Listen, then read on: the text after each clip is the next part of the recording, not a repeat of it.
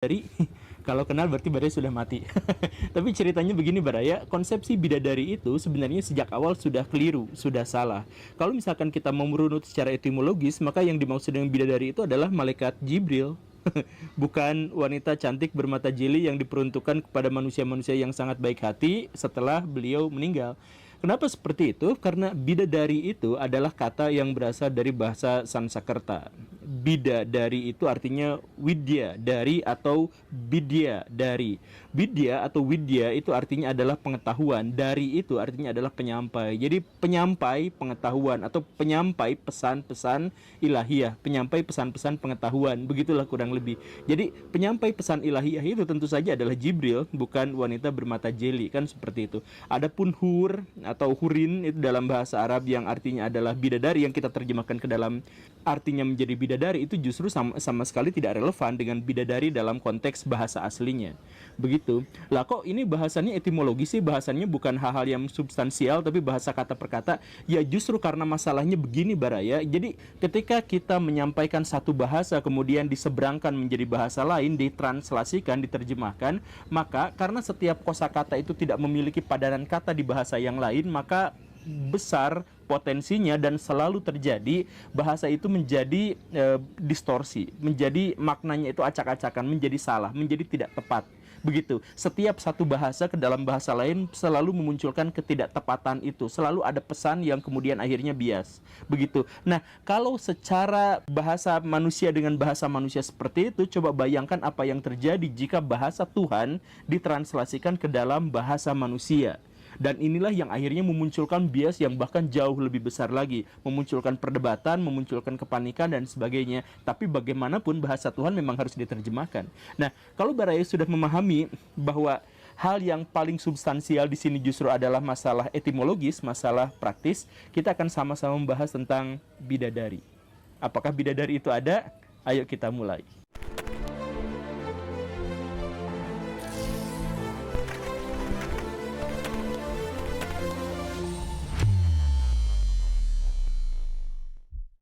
Jauh sebelum kita mengulas tentang bidadari, kita harus memahami sesuatu tentang dalil-dalil agama Islam. Kita sekarang melihat sedikit dalam sudut pandang hermeneutika bahwa ketika dalil itu muncul, ketika ayat-ayat atau hadis-hadis itu keluar, itu kadangkala atau seringkali tidak sesuai dengan fakta realitasnya, kenyataannya, fakta objektifnya, tetapi disesuaikan dengan siapa yang menerima pernyataan atau fakta itu. Dan ini adalah sesuatu yang seringkali luput dari pandangan ulama-ulama fikih, tetapi dianggap atau disikapi terlalu berlebihan oleh orang-orang sufi. Jadi maksudnya begini Baraya, kita melihat banyak sekali dalil-dalil atau nas-nas di dalam Al-Quran dan hadis yang kontradiktif satu sama lain. Misalkan tentang dosa apakah yang paling besar. Setiap Nabi ditanya tentang dosa apa yang paling besar, jawabannya beda-beda. Ada yang membunuh adalah dosa yang paling besar. Ada yang berzina adalah dosa yang paling besar. Setelah syirik tentu saja ya. Ada yang makan harta riba, itu adalah yang paling besar dan lain sebagainya. Kenapa setiap ada satu sahabat yang bertanya, jawabannya selalu berbeda? Demikian pun dengan apa amalan terbaik. Kadang-kadang Nabi bilang bahwa amalan terbaik itu adalah sholat, mendirikan sholat tepat pada waktunya, tidak lalai dan sebagainya. Ada juga jihad fisabilillah, itu adalah amalan terbaik. Ada yang mengatakan bahwa zikir itu jauh lebih berat timbangannya daripada jihad dan sebagainya. Bahkan seorang suami yang bekerja habis-habisan untuk menafkahi keluarganya, itu setiap satu nafkah yang diserahkan kepada keluarganya itu nilainya lebih tinggi daripada perjuangan orang-orang syuhada atau orang-orang mujahidin. Seperti itu juga ada yang seperti itu. Jadi sebenarnya amalan yang terbaik dalam Islam itu apa? Kenapa ada begitu banyak versi? Kenapa ada banyak perbedaan dan sebagainya? Sebenarnya itu bukan perbedaan, karena sekali lagi masalahnya bukan apa fakta objektifnya, tetapi siapa yang menerima itu. Jadi siapa yang menerima itu tuh maksudnya gimana? Jadi begini Baraya punya sebuah wadah. Ada wadah yang kecil, ada wadah yang besar, ada wadah yang sangat besar. Baraya memiliki ilmu pengetahuan yang tidak terbatas. Bagaimana caranya untuk memberikan pengetahuan yang penuh kepada wadah kecil dan wadah besar? Wadah yang besar dikasih air yang sangat besar, wadah yang kecil airnya juga sedikit. Kalau airnya besar dia akan luber dan tetap saja pengetahuannya segitu-segitu aja gitu. Jadi fakta atau realitas atau sesuatu yang objektif itu tidak bisa diterima oleh setiap orang dalam kondisi yang sama. Karena apa? Karena penerimanya berbeda-beda. Makanya itu balik lagi ya, misalkan ke percontohan yang tadi. Dalam Islam itu seringkali digambarkan bahwa untuk masuk surga itu sulitnya luar biasa. Misalkan bahkan ketika orang sholat pun itu dipermasalahkan, sholat yang tidak khusyuk, sholat yang lalai itu justru menyebabkan orang masuk neraka. Berarti susah sekali. Bahkan ketika misalkan saya mohon maaf ya, kita pipis, kemudian pipisnya itu ceboknya nggak benar, misalkan itu juga menjadi salah satu dosa yang sangat besar. Begitu. Nah, tetapi di sisi lain ternyata masuk surga itu gampang karena ada cerita-cerita di mana orang yang memberi minum anjing yang kehausan, tiba-tiba masuk surga gitu. Ada seorang yang sangat jahat luar biasa. Kemudian dia memutuskan untuk tobat, dia belum tobat, dia baru mencari-cari cara untuk melakukan tobat, padahal dosanya sedemikian besar, dia masuk surga dalam hal itu. Kok jadi gampang masuk surga, di sisi lain masuk surga susah, di sisi lain masuk surga begitu mudah. Karena apa? Karena sekali lagi ini bukan soal benar dan salah pandangan objektif dari satu realitas seperti itu, tetapi tergantung siapa yang menerima itu. Makanya di antara para sahabat itu sampai ada, setiap di antara para sahabat itu ada ilmu-ilmu yang tidak dipahami oleh orang yang lain.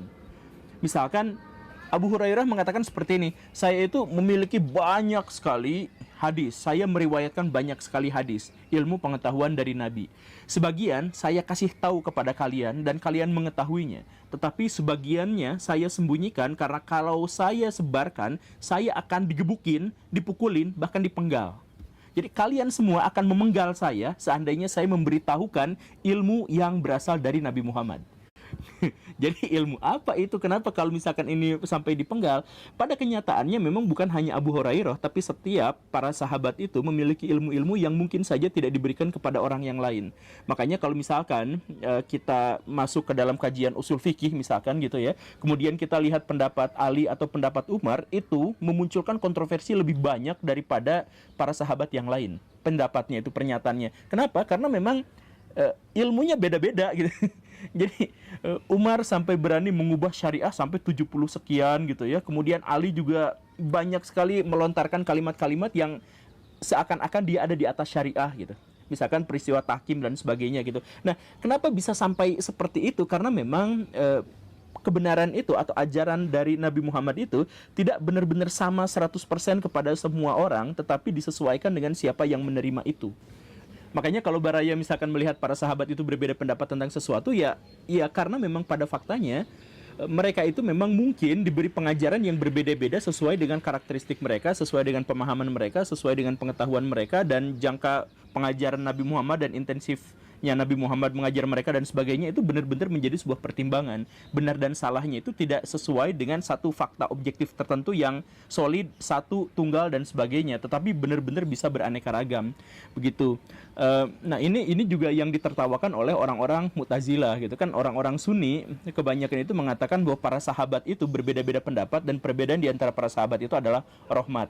Satu hadis yang sebenarnya diragukan kevalidannya, tetapi diterima oleh masyarakat muslim secara keseluruhan karena memang nampaknya seperti itu, karena para sahabat juga jelas berbeda-beda. Nah, Mu'tazilah mentertawakan itu, masa beda-beda pendapat adalah rahmat kayak gitu ya. Ya, ini Mu'tazilahnya dalam hal ini itu cacat nalar saya pikir ya, kesalahan sedikit lah dalam hal itu.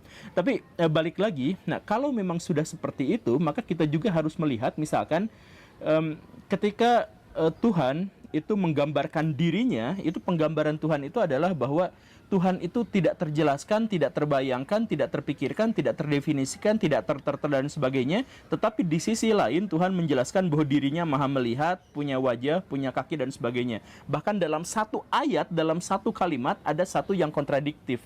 Misalkan Tuhan tidak ada yang serupa dengannya, dia adalah yang maha melihat dan maha mendengar. Katanya tidak ada serupa dengannya, tapi ada maha melihat dan maha mendengar. Kenapa bisa kontradiksi dalam satu ayat itu? Ketika bahasa-bahasa Tuhan itu diterjemahkan ke dalam bahasa manusia, biasnya memang seperti itu. Dan untuk menghilangkan bias, terpaksa memunculkan kontradiksi. Jadi kalau misalkan ada pertanyaan-pertanyaan paradoks ketuhanan, misalkan, bisakah Tuhan menciptakan batu yang tidak bisa diangkat olehnya dan sebagainya, itu sebenarnya adalah pertanyaan yang muncul dari keinginan kita untuk menerjemahkan secara penuh bahasa Tuhan yang jelas tidak bisa kita pahami gitu. Jadi kan kosakata bahasa manusia itu terbatas, dengan bahasa lain aja kita nggak paham, apalagi dengan bahasa Tuhan. Tapi kita memaksakan itu sehingga kita memunculkan kontradiksi-kontradiksi yang semacam itu. Begitu. Nah, kalau misalkan kita sudah memahami bahwa ternyata bahasa Tuhan dengan bahasa manusia itu akan memunculkan bias ketika diterjemahkan, maka kita harus memahami dalam hal ini begitulah yang terjadi pada bidadari.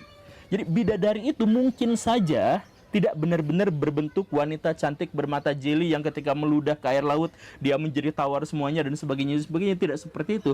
Tetapi gagasan atau pandangan atau konsepsi tentang bidadari itu harus disesuaikan dengan siapa yang menerima pandangan tentang bidadari itu.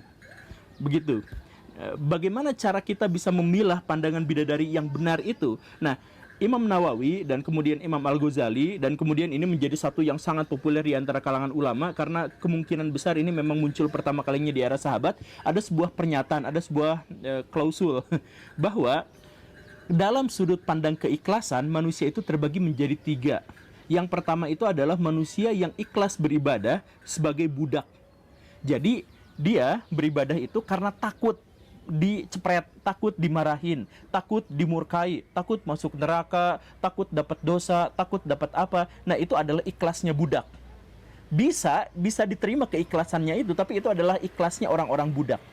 Kemudian ada ikhlas yang levelnya lebih tinggi lagi, yaitu ikhlasnya para pedagang.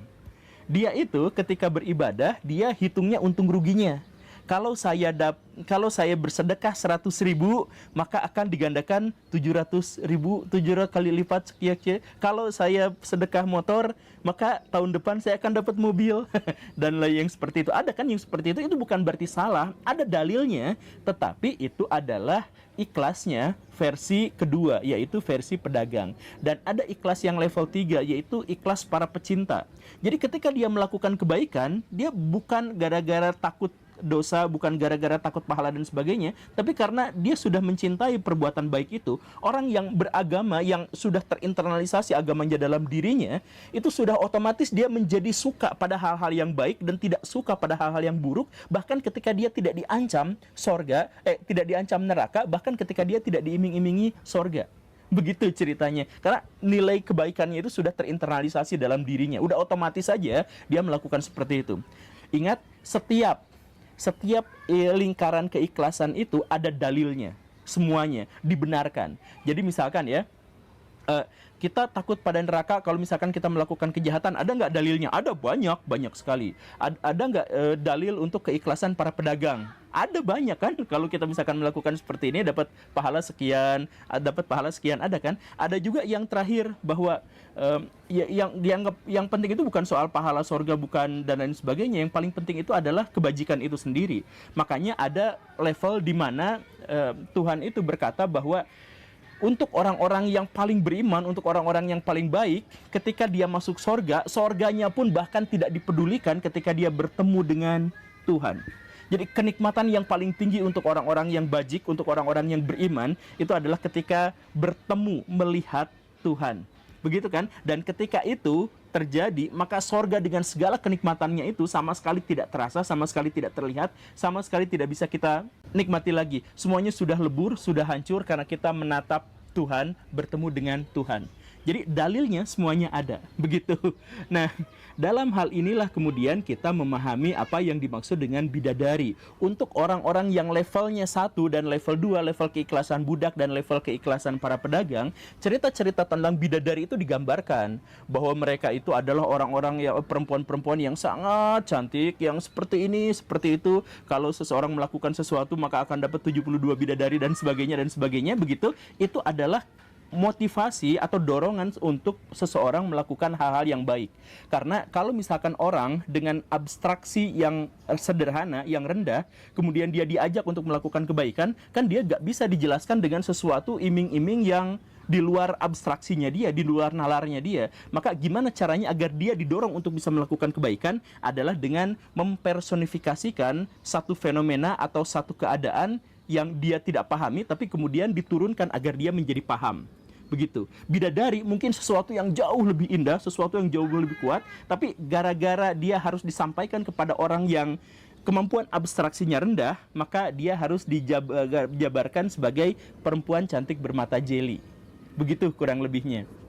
Dan kalau Baraya masih agak bingung dan meragukan apa yang saya sampaikan, ya tidak apa-apa, no smoking. Tapi saya tambahkan dua argumentasinya. Jadi yang pertama itu adalah bahwa dalil utama terkait dengan sorga itu adalah pernyataan bahwa sorga itu yang kenikmatannya tidak pernah dilihat oleh manusia, tidak pernah didengar oleh telinga, dan tidak pernah terpikirkan bahkan oleh para wibu paling halu sekalipun, yang imajinasinya paling tinggi sekalipun, sorga itu gak terjangkau. Itu adalah dalil utama tentang sorga. Benar-benar tidak bisa kita pikirkan kenikmatannya dan sebagainya. Bahkan ada hadis yang lain yang menjelaskan bahwa yang paling bisa kita bayangkan tentang keindahan dan sebagainya itu adalah 1% dibagi seluruh manusia dari kenikmatan surga yang sesungguhnya. Kan seperti itu. Jadi intinya surga itu tidak bisa dijelaskan. Tapi kemudian kenapa digambarkan jadi ada bidadarinya, ada dipannya yang berwarna emas, ada pintu gerbang dan sebagainya? Ya itu adalah ketika orang-orang gagal untuk bisa mengabstraksikan sesuatu yang sangat transenden, dijelaskan dengan sesuatu yang lebih profan, lebih terlihat, lebih nyata seperti itu. Jadi bidadarinya mungkin saja tidak benar-benar seperti itu, tetapi menjadi seperti itu agar orang-orang yang abstraksinya rendah itu mendapatkan motivasi agar dia melakukan hal yang baik. Itu argumentasi yang pertama. Kemudian argumentasi yang kedua itu adalah bahwa misalkan bidadari itu hanya disampaikan kepada para pria. Kan ada perdebatan di antara para ulama ya, apakah kalau perempuan masuk surga dia dapat bidadara atau bagaimana dan sebagainya. Ya kemudian memunculkan banyak perdebatan. Karena apa? Karena tidak disebutkan di dalam dalil, tidak disebutkan di dalam nas apakah perempuan mendapatkan bidadari atau tidak, bidadara atau tidak gitu. Kenapa seperti itu? Karena memang bidadari itu sebenarnya tidak ada dalam realitasnya. Mungkin ya dalam realitas. Kenapa seperti itu? Tapi bidadari itu hanya ada untuk memberikan motivasi, dorongan untuk melakukan kebaikan.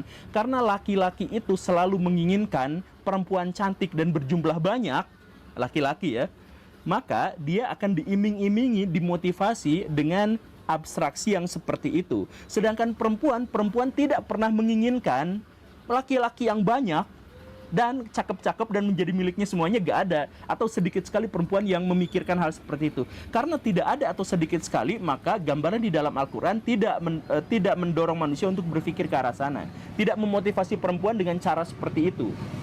Begitu. Kereta lewat. Jadi ternyata keberadaan bidadari itu ternyata bisa ada, bisa enggak gitu. Kalau misalkan jenis kelaminnya ini menjadi enggak ada, jenis kelaminnya itu menjadi ada. Kalau misalkan tingkat religiusitasnya segini, maka bisa menjadi ada, bisa menjadi tidak ada, atau bentuknya menjadi ini dan sebagainya, begitu. Makanya kalau misalkan teroris bisa melakukan hal yang seperti itu, ngebom demi bidadari dan sebagainya, ya karena keinginannya itu hanya sebatas pada bidadari dapat 72 biji gitu. Ya, jadi kemampuan abstraksinya sampai segitu saja gitu. Jadi kalau ada ustadz atau ulama yang menjelaskan tentang bahwa kalau kamu bersedekah sekian nanti akan dapat sekian, ya itu abstraksinya sampai sebatas itu saja. Sekali lagi, itu bukan berarti salah, karena setiap orang memang harus mendapatkan ilmu pengetahuan sesuai dengan kemampuan dia dalam menangkap informasi itu atau pengetahuan itu. Kalau bejananya sebesar ini, ya mau dikasih air segimana banyak pun, dia daya tampungnya hanya segitu. Oke, berarti itu saja ya. Karena